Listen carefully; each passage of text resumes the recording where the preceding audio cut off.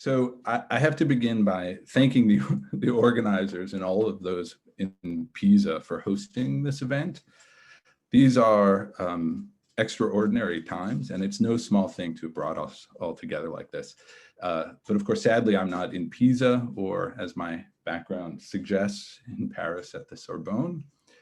But my home in California is as good a place to talk about Descartes' Cartesian medicine, its past, present, and future, as any. So to begin, the legend of René Descartes as the founder of modern philosophy, single-handedly offering a wholesale replacement to what could be found in the schools, is an artifact, actively constructed by Descartes in the discourse and elsewhere, and then accepted and expanded on by his friends and disciples, and in a slightly different way by his earliest detractors. Still, one cannot doubt Descartes' ambition, or that Cartesianism, the movement that came to bear his name, proved influential in the institutional and intellectual world of the 17th century. The evidence is just too great. To acknowledge this, however, is not to explain why or how Descartes' legend and achievement captivated as it did and still does.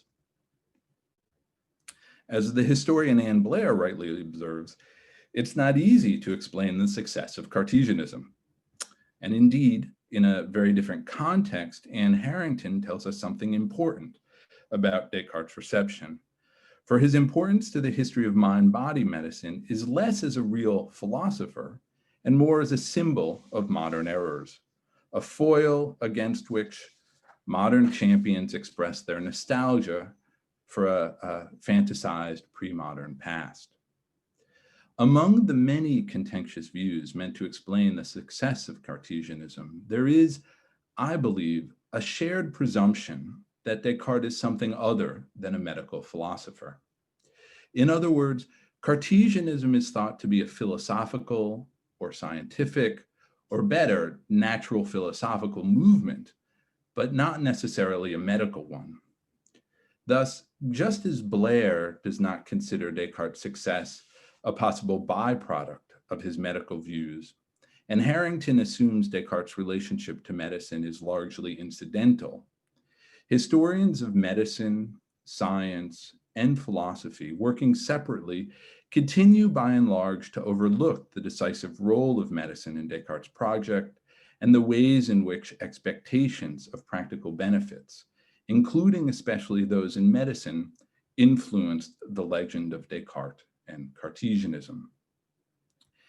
In my own work on Descartes, I've tried not to commit this oversight, and my title today suggests I will be speaking, and as my title today suggests, I will be speaking about Cartesian medicine's past in Descartes and the 17th century, its present in our current scholarship, and its potential future, which looks bright, judging from the titles and talks of this conference so far. The questions I wish to ask as I shift from the perspective of Cartesian medicine's advocates to its scholarly and medical reception are these. 1, how is Cartesian medicine defended in the past? 2, how is Cartesian medicine understood today? And 3, what remains to be known about Cartesian medicine? And really, I guess stepping back for a moment, in some respects, regardless of what I have to say, I'm hoping that these questions can help facilitate a robust discussion after the talk, even if we don't end up focusing on my own answers to them. But getting to my own answers, to answer 1, I will discuss Descartes' repeated defense of his physiological conclusions by appeal to his mechanics. Often this appeal is a mere hand-waving on Descartes' part, but not always, as I will explain. The broader point that Cartesian medicine fits and was supported by weapons in the arsenal of Descartes' natural philosophy, and that neither Descartes nor the Cartesian physicians shied away from using these weapons is part of what I want to convey in my answer to 1. To answer 2, I will narrow my focus to an issue on which there is still scholarly disagreement between historians of medicine and historians of philosophy. Specifically, As we will have learned from my answer to 1, already in the early modern period, there is dispute over Descartes' empiricism, medical competence, and reliance on medical authority. And today, historians of medicine tend to view Descartes as a poor observer, and to quote Bartholin Melli, hopelessly doctrinaire, as someone who failed to dissect to the high standards of the day, or otherwise refused to allow the senses to guide and constrain his inferences and conclusions.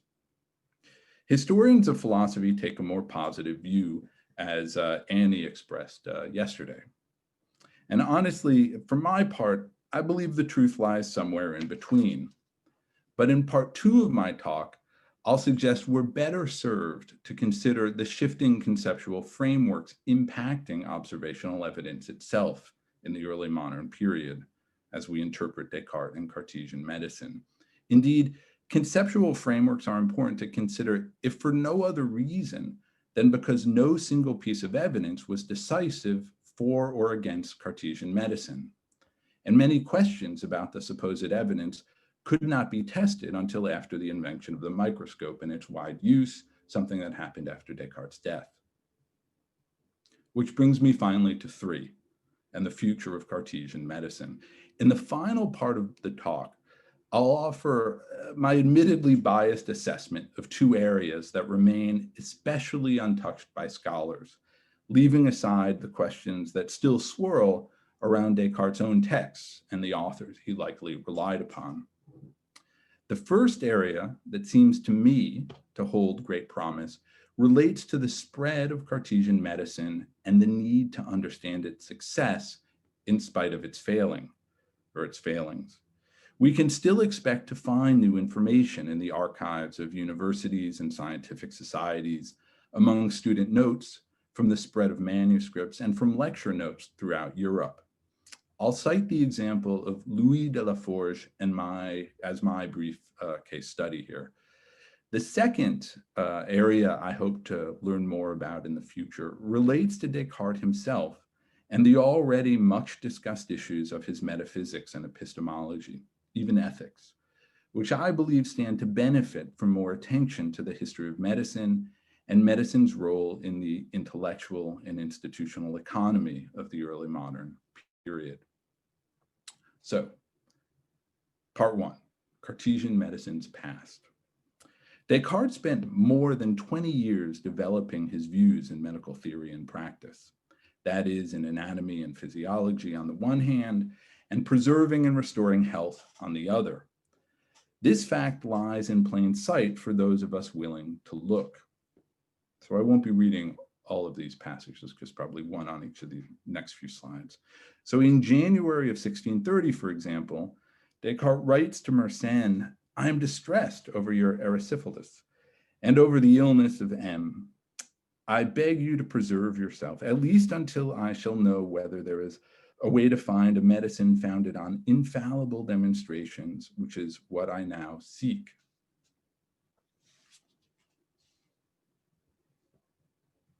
In the concluding paragraph of the Discourse on Method from 1637, Descartes tells us, "I've resolved to devote the rest of my life to nothing other than trying to acquire some knowledge of medicine or some knowledge of nature from which we may derive rules in medicine which are more reliable than those we have had up till now." Similar attestations are to be found elsewhere in Descartes' correspondence and published work. But perhaps the medical topics that were of greatest interest to Descartes were longevity and the motion of the heart and blood. About longevity, on the 4th of December, 1637, Descartes writes to Constantijn Huygens, "I've never taken so much care to preserve myself as now. And whereas I used to think that death could snatch from me no more than 30 or 40 years at the most, it would not henceforth surprise me if the deprivation could amount to more than a century. For I seem to see very clearly that if we just be aware of certain mistakes that we habitually make in the conduct of our lives, we shall be able, without any other discovery, to arrive at a far longer and happier old age than we now do." I won't read the rest. There's much to comment on in this passage about Descartes' personal character and his potential reading list. This is one of those instances where he gestures to the fact that he is, in fact, reading other works. But sticking with longevity, there is evidence that Descartes harbored even greater ambitions than those articulated to Huygens. According to an account first attributed to Kenelm Digby, Descartes accepted that although to render man immortal is what he would not dare to hope for, he was quite sure of being able to render his life equal to that of the patriarchs. And similarly, Baillet tells us that when the news of Descartes' death arrived in Paris, the Abbé Picot at first would not believe it, and later attributed Descartes' death to the disorder in his body caused by the northern weather. For in the absence of such an alien and violent cause, he would have lived 500 years after having discovered the art of living several centuries. Descartes' medical philosophy must be judged harshly if longevity was intended to be a measure of Cartesian medicine's success. Descartes died a month short of his 54th birthday. As Queen Christina put it upon learning of Descartes' death, quote, "His oracles have quite deceived him." Perhaps recognizing that Cartesian medicine's failure could be easily seen in the realm of practice, Descartes was cautious about the medical advice he offered to his correspondents, asking them not to spread it around or take it privately. He was less guarded about his claims in theoretical medicine. Aside from publishing on medical matters in the Discourse and Passions, he defended his conclusions in his correspondence and vicariously through others, including Regius in the latter's supervised disputations in the early 1640s. The motion of the heart and the blood were literally at the heart of Descartes' theoretical medicine, something he says in the late description of the human body when defending his position on the motion of the heart. Quote, "It's so important to know the true cause of the heart's movement that without such knowledge, it is impossible to know anything which pertains to the theory of medicine."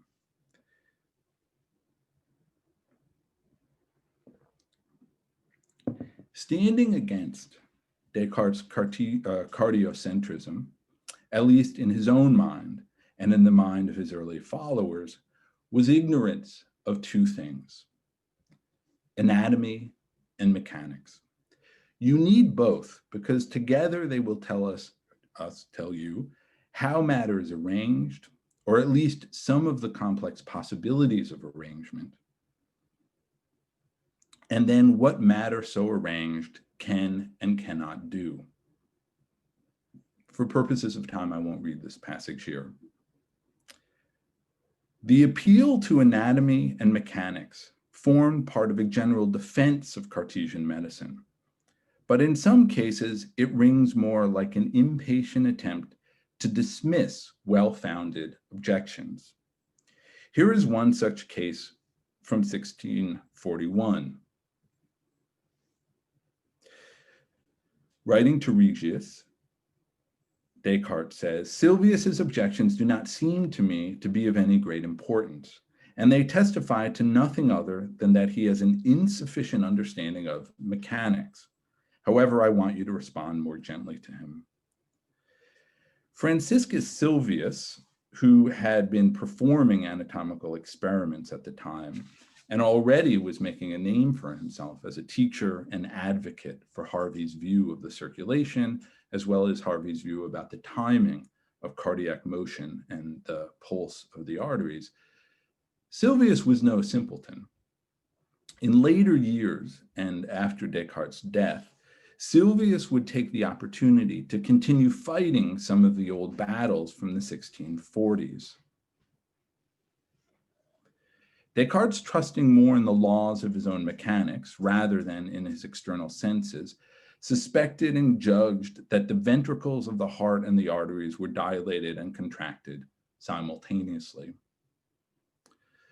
Of course, Descartes was not the only one to have seen things differently from Sylvius and Harvey, and the criticism is a bit unfair. I mean, there's really no greater observer in this respect than Galen, and Galen held the view that Descartes held. But the point I wish to make is a different one. Just as Descartes could sometimes use mechanics as a brute weapon to defend Cartesian medicine, his critics could cite his mechanics to indicate that he had not done enough to ascertain the truth in physiological matters, as Sylvius is doing here. One place where we might be tempted to again repeat Sylvius's objection, though it would be a mistake, is in Descartes' response to the Dutch physician Plempius in their correspondence from 1638, related to the circulation of the blood and the movement of the heart. So Plempius offers several objections to Descartes and the circulation of the blood, but this is the second of them. So Plempius writes, look, our Galen has taught to the contrary, that the heart's motion is caused by some faculty, and until now, this has been the teaching of all physicians. My modest arguments for standing with him up till now are the following, and as I said, there are several, I think 4, if I remember correctly, but the second is this one. If one inserts a quill or bronze tube into a cut artery so that the blood can flow and then binds the artery with a ligature on the tube, the artery below the ligature will not pulse. Therefore, the pulse is not caused by the force of the blood flowing into the artery, but by something else which passes along the walls of the artery. This experiment is recorded by Galen. And in fact, there are at least 2 places where Galen discusses this experiment. Right? So again, the idea is you want to ascertain what the cause of the pulse, the beating of the arteries is. And Galen introduces this experiment as a way to show that allowing the blood to still move in an artery, but somehow inhibiting the motion of the walls of the artery, you won't feel a pulse distal to the ligature. And that means that even though the blood is still flowing, that can't be the cause of the pulse felt distal to the ligature. Descartes' response to Plempius begins with a trope we have already seen, an appeal to his mechanics. Right, so just in the first line, for given the cause of the pulsation of the arteries that I have put forward in the discourse, the laws of my mechanics that is my physics imply, and so on. Now I can't help pointing out that the translation in the Conningham edition here includes numerous ellipses, and the original text, if I can jump to it, is much longer. In fact, the very same text, and it also includes, interestingly, an illustration.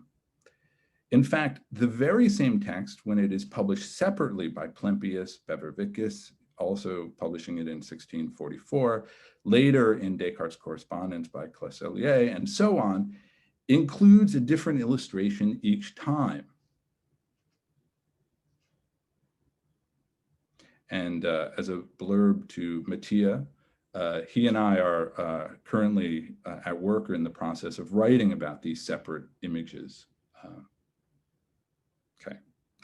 So I couldn't help myself. I had to throw that out there. But in any case, the point I wish to emphasize is that the appeal to mechanics in this example is not mere hand-waving by Descartes.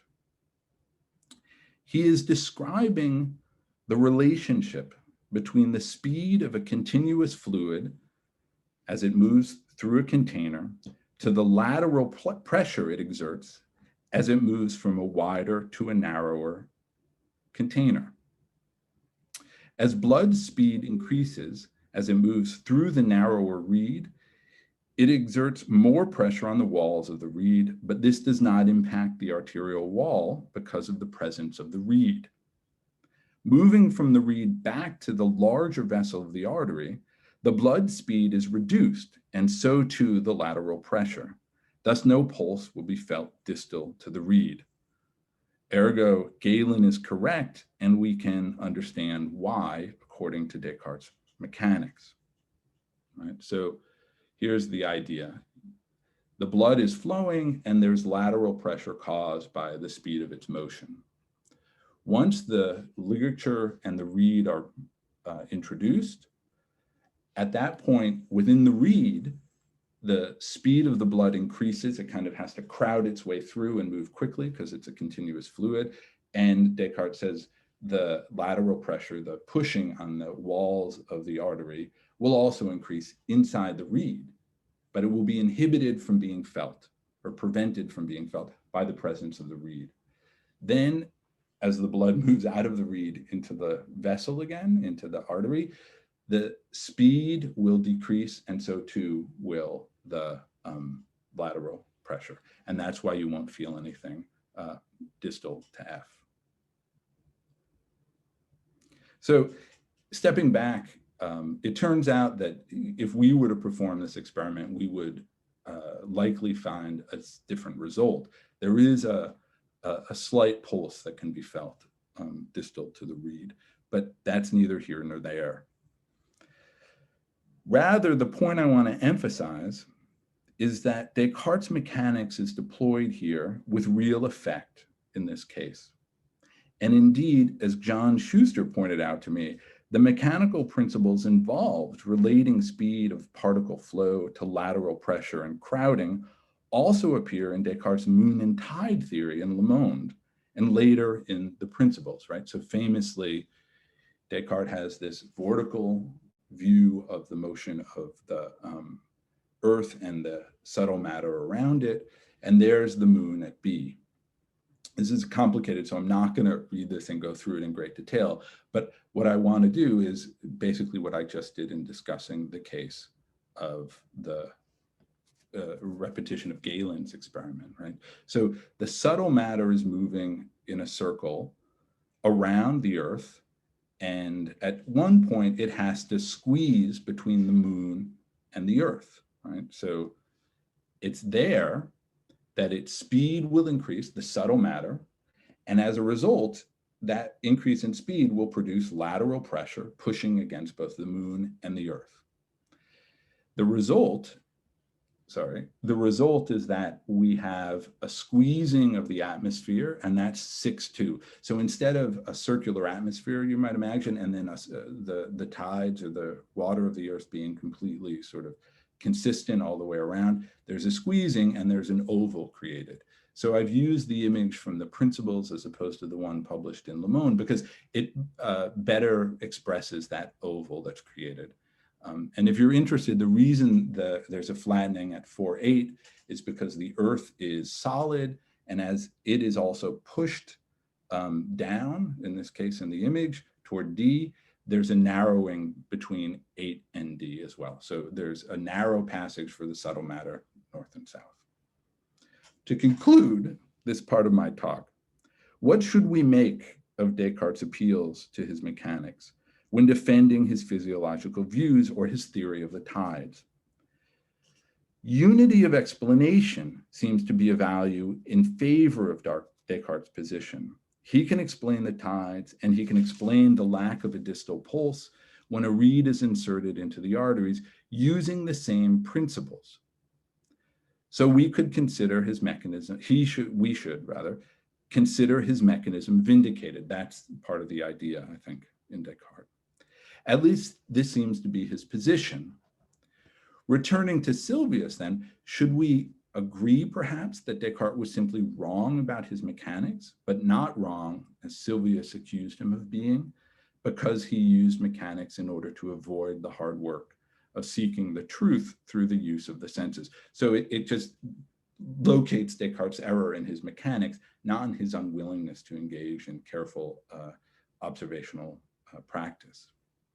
We can perhaps best answer this question by turning to the present and part 2 of my talk. So part 2, Cartesian medicine's present. And of course, it also delivers presence.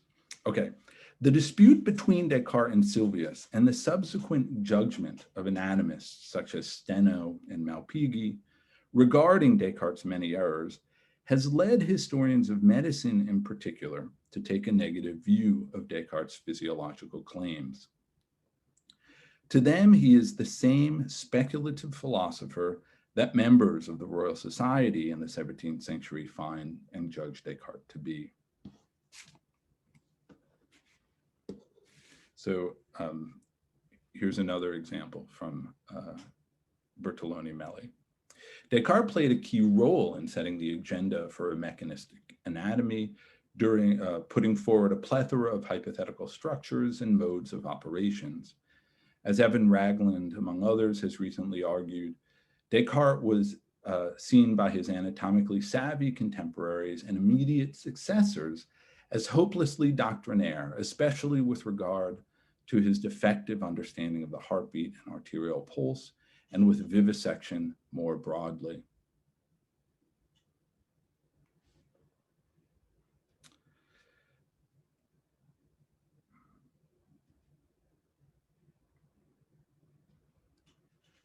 Sorry, I have another slide.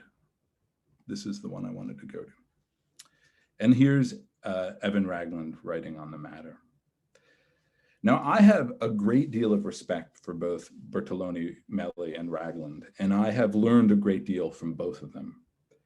And their view is not so extreme as that of Pasmere several decades ago, who referred to Descartes as an a priorist. Nevertheless, I think it's slightly misleading and slightly anachronistic to cast Descartes out of the circle of capable anatomists because of his defective views, or because in retrospect, the winners of the anatomy debates disagreed with Descartes. Marjorie Green has defended Descartes by claiming it's scarcely fair to Descartes, who did, after all, adjure to his readers to look and even feel what his senses told him to be the case. Moreover, he himself performed experiments. I agree, but I think this present-day dispute can be further clarified if we recall that even Descartes' anatomically savvy contemporaries did not hold the same views after they performed careful experiments and live dissections in every case. Two examples will suffice. The first of which relates to the motion of the heart, and the second to the circulation of the blood and the heart's anatomy. Now, Annie yesterday spoke about the cause of the motion of the heart in the view of Harvey and Descartes. Roughly, the dispute related to a choice between the heart squeezing out blood in systole, which is Harvey's view, or exploding out blood in diastole, roughly Descartes' view. Part of what offended Harvey's followers, like Sylvius, was that Descartes' view was inconsistent with what they saw as the timing of the heart's movement with the pulse and the artery, which everyone agreed was caused by the lateral force of blood as it moved through the arteries, that pushing that I discussed a moment ago. Harvey saw that systole was followed by the pulse, while Descartes held that diastole of the heart and the pulse co-occurred, rejecting or never quite seeing what Harvey and others like Sylvius saw. But this is not so deep a fault line as you might expect between the savvy anatomists of the period and Descartes.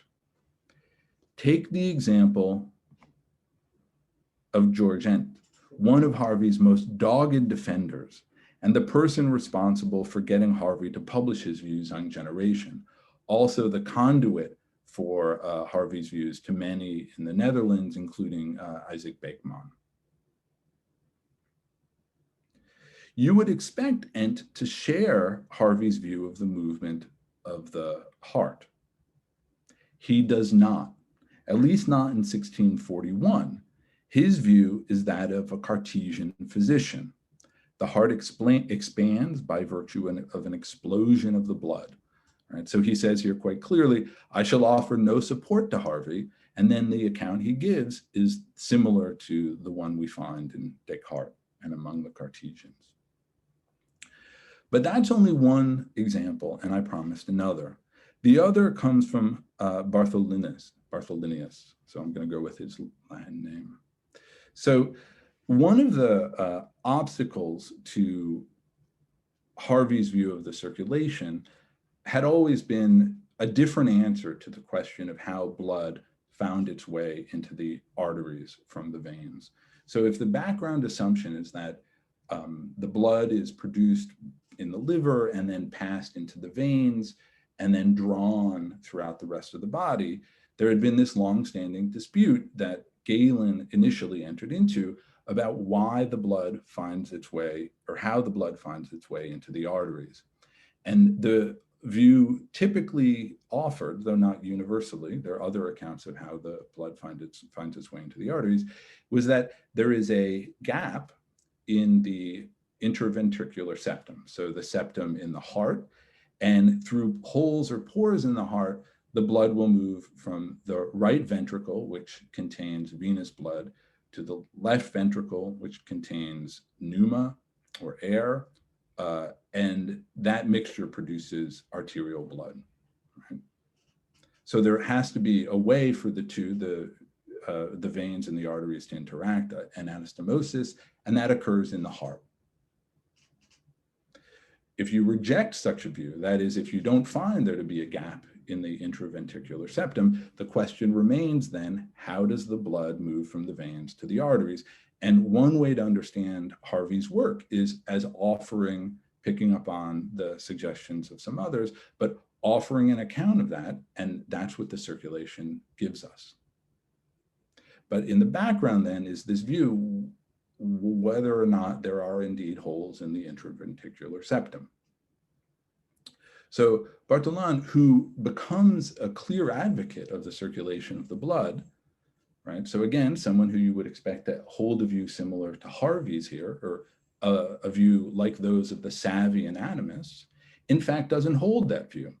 He seems to acknowledge here, for example, and again, I won't read the whole passage, he seems to acknowledge here that there is a circulation of the sort Harvey describes, but the blood also moves across the intraventricular septum. And indeed, the evidence he relies upon is his own firsthand experience with dissection of animals, right?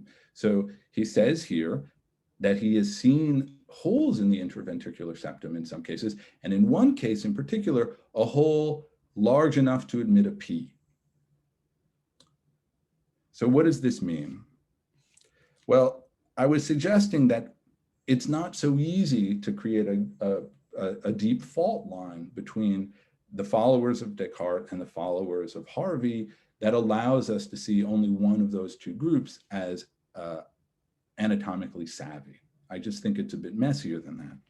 And perhaps then the real issue here is not that Descartes was wrong. Others could be wrong without being excluded from the experimentalist club.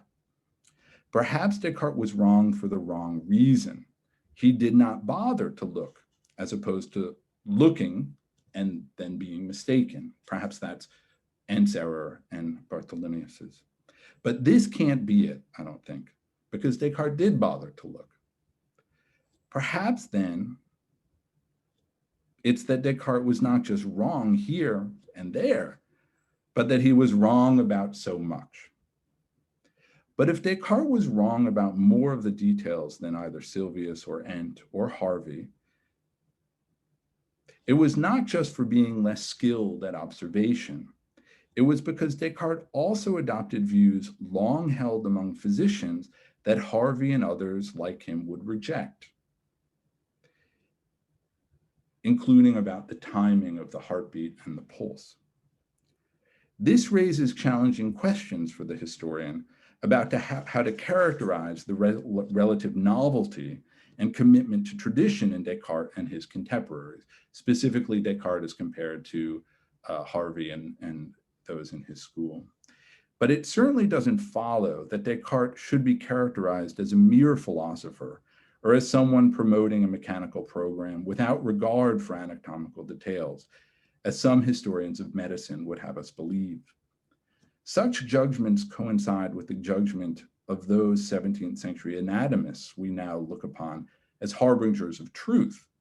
But changes took place quickly in the 17th century, and in anatomy in particular. And respecting this fact and the fact that Descartes performed anatomical experiments sensitive to their causal implications, we ought to allow a more multi-layered view that does not precipitously praise or fault Descartes for the evidence he was willing to accept or reject, or so I would maintain. So much for the present. What does the future hold?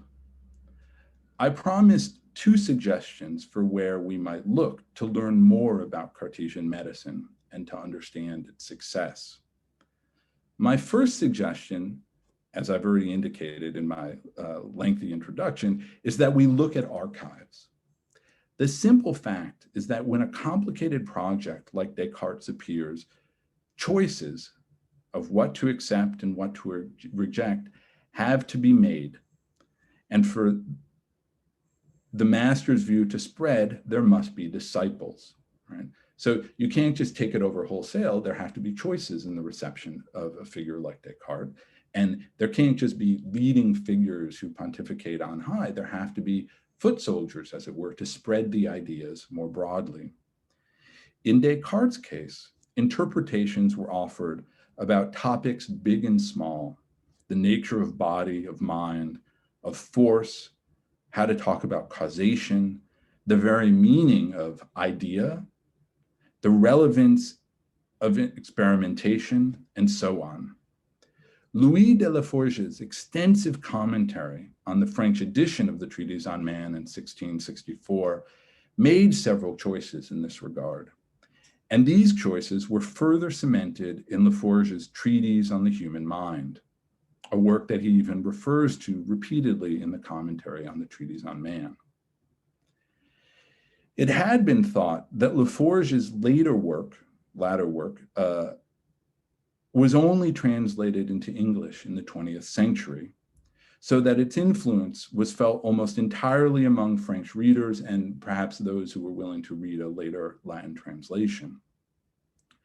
But as I discovered on a trip to the Royal Society, however, Laforge's work was actually translated in full into English in the 1670s.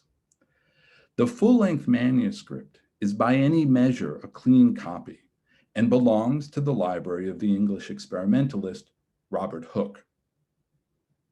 The translation was completed by a merchant named Samuel Griffith, who signed the text with the date 1673-4 and indicated his address on the island of Formosa, modern-day Taiwan.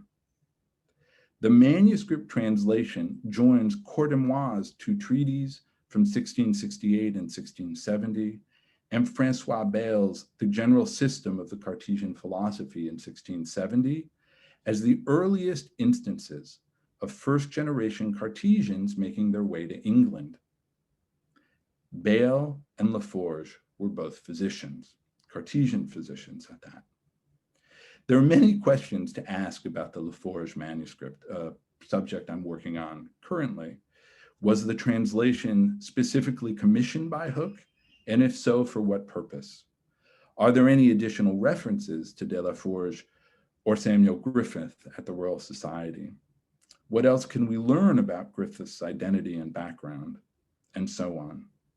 My point is that there remain many near blank spots in the canvas that is the reception history of Cartesian medicine, of which Laforge's work is a part, and ample opportunity to learn more from the archives across Europe remains once this pandemic is over. At least it's worth a look. You never know what you will find, and my discovery of the Laforge translation was itself an accident. I was at the Royal Society looking for something else. My second suggestion, which I will get to quickly here, is that the future of Cartesian medicine might be found also in uncovering ways in which medicine inspired or at least contributed to Descartes' better known claims in metaphysics and epistemology, or perhaps even his use of diagrams in his natural philosophy. There are too many questions and topics to list here, but I think there are very few parts of Descartes' project that medicine cannot help us better understand or appreciate in a new light. And I would point to the forthcoming work of Philip Sloan in particular on some of Descartes' early reflections in psychology from the Reguli. Take the example of longevity for a moment, though, the one I discussed in passing earlier in my talk. Descartes hoped to be able to extend his life into the hundreds of years. He died in 1650, but 370 years later, we are still talking about him. That's the only kind of longevity any of us can really aspire to. And in Descartes' case, it was Cartesian medicine that helped to make his longevity possible. Thanks very much.